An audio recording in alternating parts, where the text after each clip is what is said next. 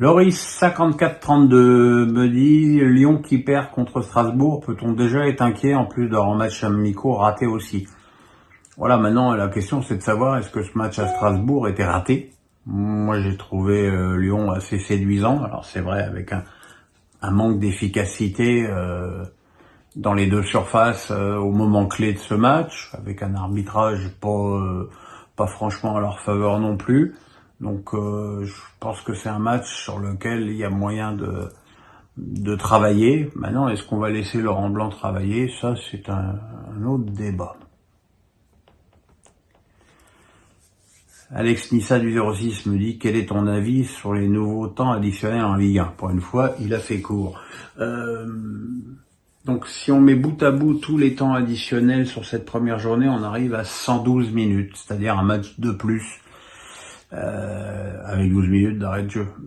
Je trouve ça totalement stupide.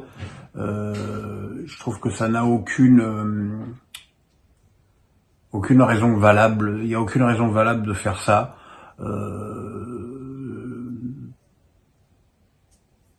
En même temps, ça justifie qu'il y ait 5 changements, mais je pense que les arbitres, comme un bon petit troupeau de moutons bien dressés, appliquent les consignes, et que j'espère que ça va rentrer un petit peu dans l'ordre et qu'il n'y aura pas des matchs où finalement il s'est pas passé grand-chose, où on se retrouvera avec 8 minutes d'arrêt de jeu, ce qui n'a pas de sens. Une question que j'aime bien de Tsim Ballard 94. Bonjour Pierre, est-ce que le départ de Neymar ne signale pas le crépuscule des grands dribbleurs qui sont en train de disparaître du jeu? Complètement. Après, moi, je veux bien tout entendre sur Neymar, qu'il a été trop blessé, qu'il n'a pas une hygiène de vie formidable. Ok. Mais est-ce qu'il y a un joueur qui a envoyé plus de rêves sur un terrain de Ligue 1 depuis 6 ans que lui? Non. C'est un génie du football, alors ses blessures et son implication peut-être parfois limitée sur le jeu ont peut-être nuit à ça. Mais quand je vois le match du PSG contre Lorient, où il n'y a pas un Parisien, je trouve qu'à un moment donné, à Canal, ils ont donné la stat, on était dans le dernier quart d'heure, il y avait eu 8 dribbles. C'est famélique. Il va falloir, et puis c'est surtout que c'est bien gentil, une attaque d'Embélé, Ramos, Mbappé, mais qui va leur donner des bons ballons? Vitinha, Ugarte, il est trop loin, Zahir Emery, pas certain qu'il ait encore le niveau pour trouver des bons décalages. Donc moi je trouve que c'est une erreur de se séparer à la fois de Verratti et de Neymar, parce que c'est deux joueurs qui ont des passes intelligentes qui cassent les lignes. Alors peut-être un des deux, les deux, je trouve ça extrêmement triste. Alex Nissa du 06. Nice a fait une première mi-temps intéressante contre Lille avant de s'éteindre en deuxième mi-temps. Qu'as-tu pensé de la première sur le banc niçois de Francesco Farioli? J'ai rien vu d'extravagant. On voit pas un changement par rapport à ses prédécesseurs, comme on peut le voir par exemple à Marseille avec Marcelinho.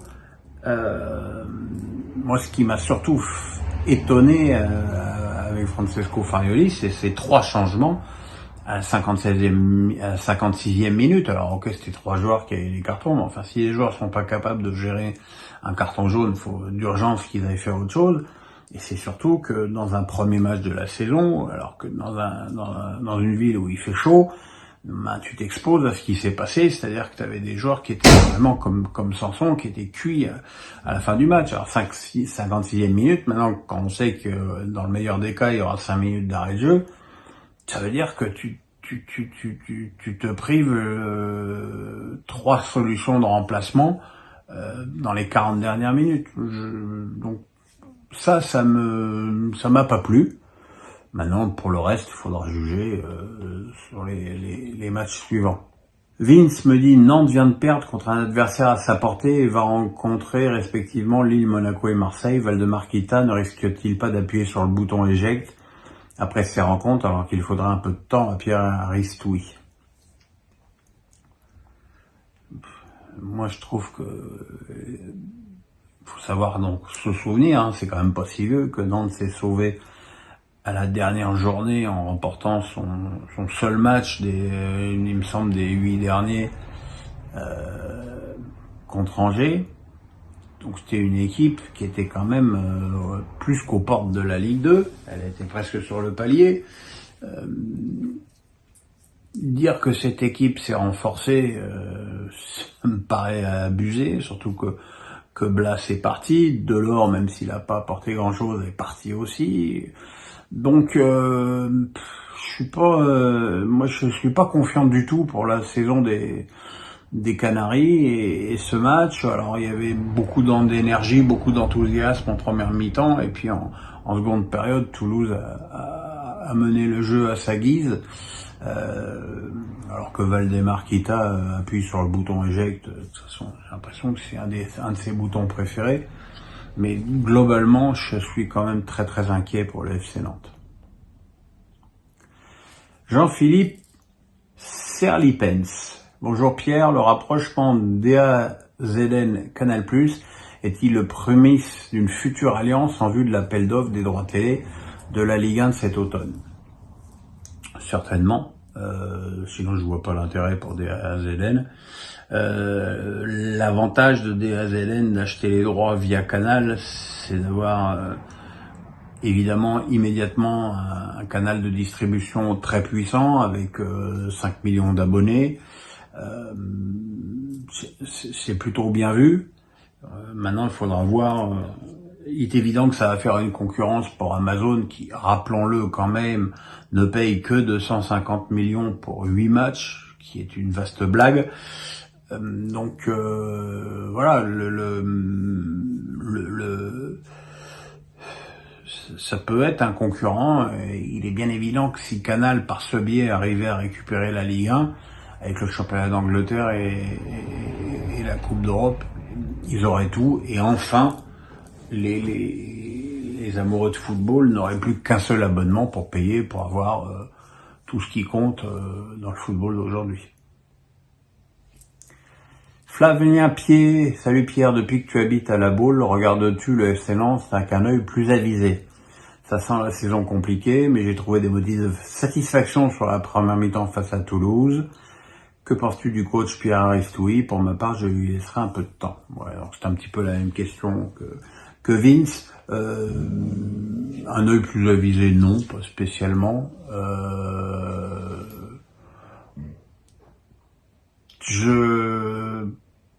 Comme je l'ai dit dans la réponse précédente, je suis très inquiet pour le FC Nantes. Maintenant, voilà, avec ma bagnole, je peux aller à Rennes, je peux aller à Lorient, je suis pas obligé d'aller à Nantes, où d'ailleurs je ne suis pas le bienvenu avec l'aimable Valdemar Kita. Donc j'irai à Nantes quand je serai invité par une équipe adverse, si le cœur m'en dit, parce que c'est toujours pareil, hein, je pense que Nantes est quand même destiné à jouer beaucoup le dimanche à 15h, et que moi le dimanche à 15h, ça m'arrange pas pour mes débriefs, parce que ça veut dire que je vois pas le match de 13h, et que je rate la première heure du match de 17h. Clément Ponce, que penses-tu du transfert de Payet à Vasco de Gama? Je trouve ça formidable pour un joueur de choisir le foot plutôt que de l'argent, même s'il sera bien payé. Je suis totalement d'accord avec toi, Clément. Payet, il aurait pu suivre le train et aller en Arabie Saoudite, prendre ses 3-4 millions d'euros peinards pendant 1 ou 2 ans et jouer à la baballe. Il va dans un championnat plus difficile, dans un club qui en plus n'est pas un club leader du Brésil en ce moment. Je trouve que c'est un choix intéressant et courageux. Ça montre qu'il aime le football et qu'il va dans un pays de football. Et je pense aussi qu'il n'a pas voulu, par respect pour l'OM, étudier les propositions qui pouvaient venir de Ligue 1. Donc bravo Dimitri.